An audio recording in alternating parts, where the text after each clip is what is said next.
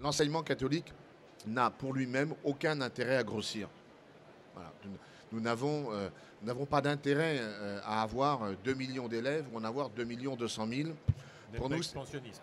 Ah non, c'est un sujet qui n'existe pas.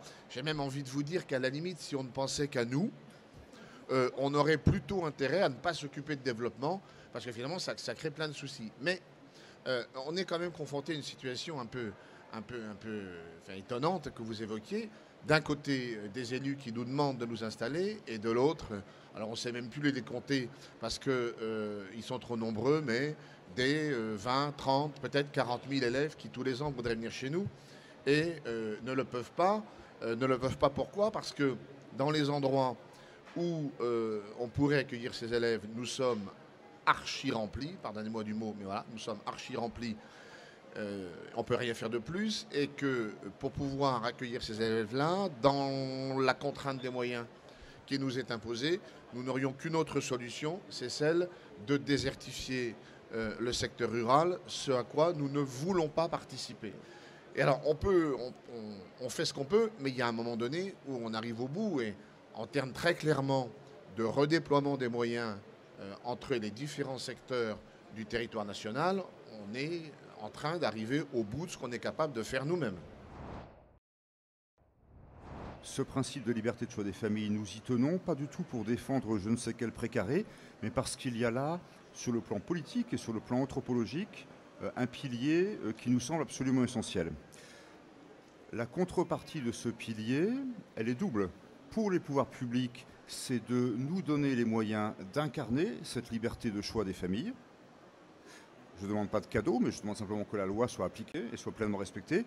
Et puis pour nous qui bénéficions du concours des collectivités territoriales, à quelque échelle que ce soit, eh bien pour nous, d'honorer la confiance qui nous est faite, la double confiance qui nous est faite, celle des familles qui nous confient leurs enfants et celle des pouvoirs publics qui nous considèrent comme un acteur à part entière du service d'éducation. Depuis les lois Debré, il y a en fait une sorte d'implicite qui existe pour les gouvernements qui se succèdent. Cet implicite, c'est ce qu'on appelle la loi des 20-80.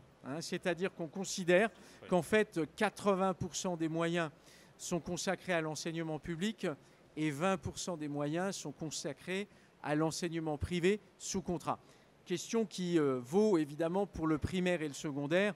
Je mets de côté le supérieur où là, les règles sont un petit peu différentes. Il faudra peut-être qu'on revienne un jour sur cette répartition des 80-20 qui est relativement injuste, puisque dès lors que l'enseignement public perd des élèves, forcément l'enseignement privé perd des moyens aussi. Donc là, je pense qu'au niveau national, il y aurait nécessité de rediscuter tout cela, parce que ça me semble être une vraie injustice et finalement aller à l'encontre de la liberté de choix des parents, dès lors qu'il y a des régions où vraiment, ce n'est pas le cas chez nous, mais je sais qu'il y a des régions où des familles aimeraient inscrire leurs enfants dans un établissement catholique, et ce n'est pas possible parce que, évidemment, il n'y a pas la possibilité au niveau de l'éducation nationale de rémunérer les professeurs. Les modalités de financement de l'enseignement privé, de l'enseignement catholique, mais de l'enseignement privé sous contrat, vous le savez bien, sont le fruit de compromis dans lequel on est parvenu à un équilibre entre des positions qui à l'origine étaient extraordinairement opposées. Et donc, qui dit compromis, dit aussi prise en compte partielle de réalité, évaluation de la justice d'un dispositif par rapport à ses impacts mécaniques. Et donc, effectivement, nous sommes dans une société qui est complexe. On peut le regretter. Je me dis aussi que je ne suis pas sûr que les Français accepteraient, et les sociétés démocratiques un peu, je dirais, avancées, accepteraient la brutalité de certains principes appliqués dans leur vigueur ou dans leur rigueur. Si nous en étions restés à école publique, argent public, école privée, argent privé, aujourd'hui on ne se poserait pas la question des modalités de calcul du forfait et des incidences de réforme, par exemple l'hypothèse de la scolarisation des enfants dès 3 ans, sur les relations financières entre les collectivités et l'enseignement privé.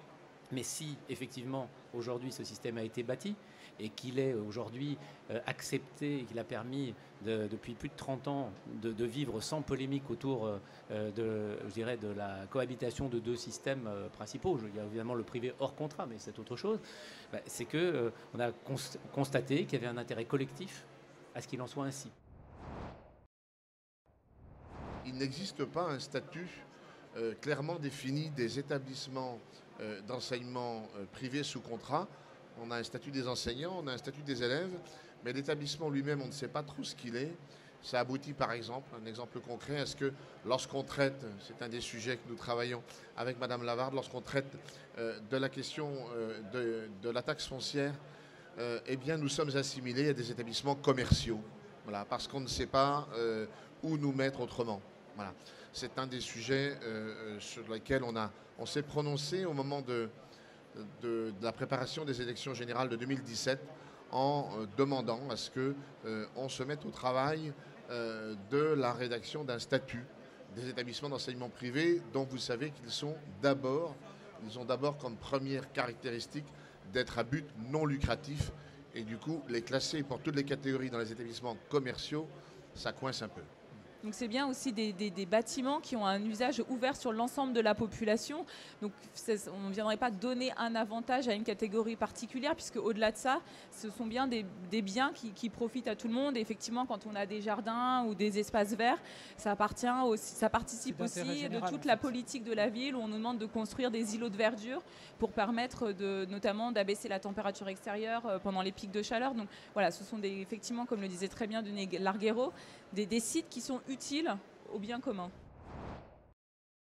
Un autre aspect qui ne relève pas de l'État, par exemple, hein, qui concerne tout ce qui est mesures sociales d'accompagnement. De ce point de vue-là, moi j'ai un principe très simple, hein, je suis un peu primaire, pardonnez-moi. Un enfant est un jeune et il a la même dignité, et la même richesse et la même valeur, quel que soit le statut de l'établissement dans lequel il se trouve scolarisé. Et il y aurait beaucoup à dire de ce point de vue-là sur les mesures sociales de telle ou telle collectivité territoriale qui se croient autorisées, parce que la loi ne les y contraint pas, c'est vrai, je le concède, mais qui se croient autorisées à faire pour les uns ce qu'elles ne font pas pour les autres, et ça ne me paraît tout simplement pas juste. Effectivement, c'est tout ce qui est les aides à caractère social, où là c'est plus compliqué, effectivement. Le rythme des sorties scolaires, des voyages scolaires ne sont pas les mêmes d'une commune à l'autre.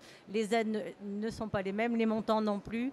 Et ça reste encore des sujets de travail et de discussion dans les années à venir, même si on avance progressivement sur ces points-là.